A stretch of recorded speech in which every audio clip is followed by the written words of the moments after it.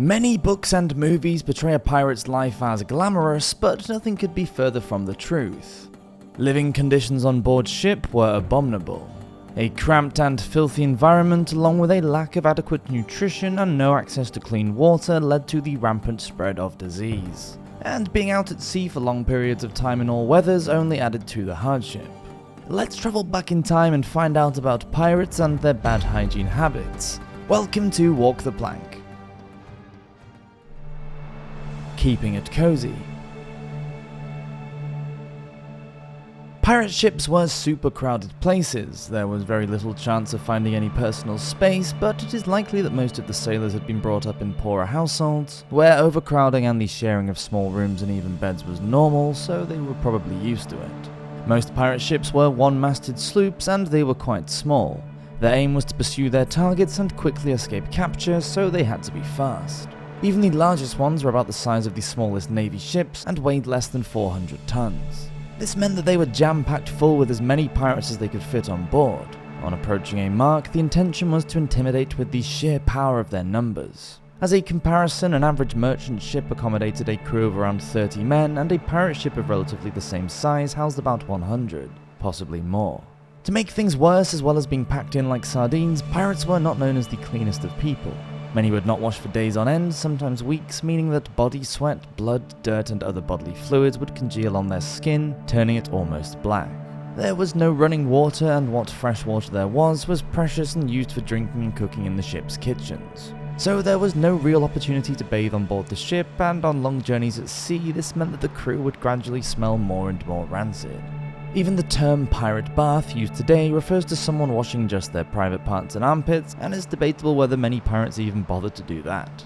Though to be fair, with all that pillaging and plundering, personal hygiene was hardly at the top of a pirate's priority list. A quick dunking under a bucket of seawater or a dip in the ocean would suffice. For the most part, a pirate's clothing was usually damp. If the clothing became extremely wet, maybe during a storm, a pirate might not even take off their clothes and hang them on the rigging to dry, preferring instead to leave them on, and some even slept in them whilst they were still wet. Apart from making the clothes smell really bad, this was also an unhealthy thing to do. It's likely that pirates wore the same clothes for days, weeks, and even months on end. Of course, the easiest way for a pirate to obtain clean clothing was just to steal it off the backs of any sailors on the next ship they hijacked. Some pirates would take advantage of a hot bath for a small price on shore when they got the opportunity. Maybe in one of these safe haven pirate harbors that were dotted about the Caribbean and Indian Oceans. In some of these places, treatments for any number of ailments that they might have contracted were often available, including STIs, which were prevalent. Avast ye scurvy dog. From the beginning of the 16th century to the rise of the steam age in the mid-19th century, scurvy killed more than 2 million sailors. The early symptoms of the disease including decayed gums, which gave out black and putrid blood. One sea surgeon had to, quote, use his knife on his gums which were livid and growing over his teeth. When he had cut away this decaying flesh and caused much black blood to flow, he rinsed his mouth and teeth with his urine, rubbing them hard. Later, he had to cut away his own flesh in order to release this black and foul blood when his legs became black and gangrenous. Pretty gross, but it was possible to recover from scurvy. In his 1697 book, A New Voyage Around the World, the explorer William Dampier described how men suffering from scorbutic distempers would go ashore to a small town on the island of St. Helena to receive, quote, refreshment and health, for the islands afford abundance of delicate herbs wherewith the sick are first bathed to supple their joints, and the fruits and herbs and fresh food soon cure them of their scorbutic humours. Of course, it would have been improbable for early scientists and doctors to make the link between scurvy and a nutritional deficiency. Living in such close quarters with a lack of fresh food and water and an overall lack of cleanliness only caused illnesses such as dysentery and fevers to spread. If a pirate became sick whilst the ship was at sea, significant measures might be taken to ensure that the disease didn't infect the whole crew. Conditions below deck were somewhere between unpleasant to horrific. There was no ventilation, and it would have been stifling hot when sailing in the tropics. With the heady mix of pitch, pine tar, unwashed clothes and bodies, salt air, wet wood, tobacco and waste, the smell must have been eye-watering. The miasma disease theory was still believed up until the 19th century. This was an idea that illness was caused by bad air rather than from person to person. So whenever disease did hit, efforts were made to try and improve the smell. Below deck, hatches would have been opened to try and ventilate, and living areas were thoroughly scrubbed with vinegar and sand. Pitches would have been burned as a way of fumigating the quarters. Livestock were kept on board ship and often had free rein to wander about the deck area, which only added to the unsanitary conditions. And live animals for consumption, such as chickens, goats and pigs, were difficult to keep on board due to feeding and housing.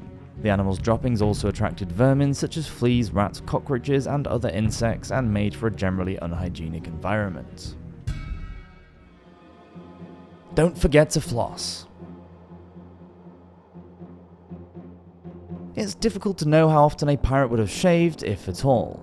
Some ships were lucky enough to have their own surgeon on board, either there by choice or kept by force, and it's possible that they would have shaved the men alongside their other duties. The surgeon John Devon chose to continue to serve under the notorious Captain Bridgman, aka John Avery, even after Avery was declared a pirate by the English Privy Council in 1696. Richard Moore served 2 captains, Jeremiah Coughlin and John Taylor, over a 6-year period, and Archibald Murray was forced to spend 2 years as a surgeon under the command of 3 pirates. In his treaty, The Surgeon's Mate, which was published in 1617, the English military doctor John Woodall wrote that a surgeon would have 10 razors on board ship, along with scissors of several sizes, so for some pirates a haircut and shave was possible. Although using a cutthroat razor on a swaying ship without causing injury was always going to be a challenge. On long voyages, fresh fruit and vegetables were non-existent, so the pirate diet was often lacking in vitamins and minerals, and this was the main cause of scurvy, which meant massive dental problems for the crew.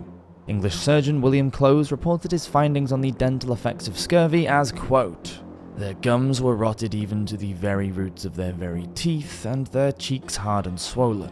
The teeth were loose, near ready to fall out, their breath a filthy savour." For the most part, a daily diet of dried meats, hardtack biscuits, and alcohol was never going to be good for dental hygiene, so for those pirates who were lucky enough to have some teeth left in their filthy, lice-ridden heads, chew sticks were the go-to tooth-cleaning implement. Chew sticks were made from wood and have been around for centuries and were a common way to clean teeth at the time. Although finding new, clean chew sticks whilst on a long voyage was always going to be difficult, meaning that pirate oral hygiene was for the most part non-existent.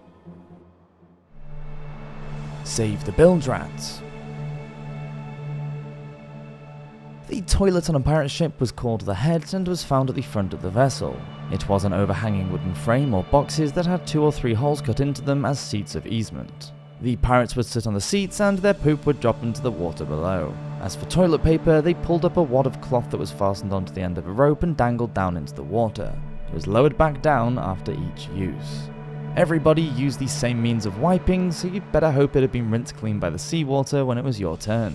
A smaller ship would be less likely to have a head, and the crew would just have to squat down and lean out over the side of the ship whilst holding onto the ratline. Taking a tinkle over the side was much easier, just as long as the wind was blowing in the right direction. Any sudden gust could cause splashback all over somebody else, or even worse, all over yourself. Of course, some of that turd and pish was going to hit the sides of the ship, and this, along with all the animal mess, would have to be cleaned away by some poor soul. Not a job for anyone with a delicate stomach. During a storm, using a bucket to relieve yourself was probably the most sensible idea. Any pirate who braved the head, even in the gentlest of squalls, might accidentally find himself as a man overboard. The contents of any buckets or potties would just be tossed over the side once the sea was calm again. Lots of parasitic fish followed ships for that very reason, to feed on the excrement and waste left behind by the ship. The bilge was the filthiest part of the ship by far. It was at the bottom of the hold above the ballast and was full of water. A place where all the filth filtered down through the woodwork and putrefied. Inevitably, the bilge was also used as a toilet. The fumes from the area could be so noxious that they became dangerous and could lead to asphyxiation.